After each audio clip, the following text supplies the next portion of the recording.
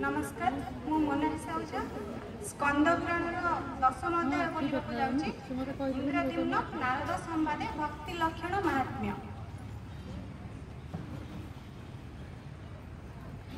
इंद्रद्युम्न कहउछन्ति विप्रमणि शुण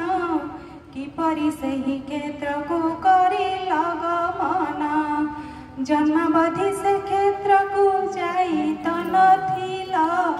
दिव्य अद्भुत वृत्तांत किपरि को शुणिला से कथा मनि कटे करंतु प्रकाश शुणी विद्यापति मने होइले हरस।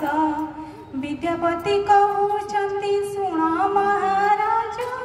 थरे जाई बुझी अछि से कथा आश्चर्य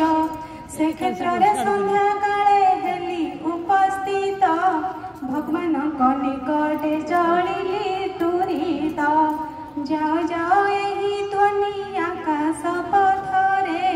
हेउथिला शुणिली मो कर्ण जुगଳରେ महीपति से काଳରେ मिलिले बगण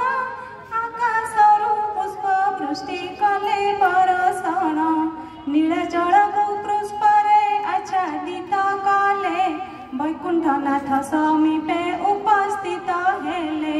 स्वर्गीय संगीत गान करिले से काले वीणा वेणु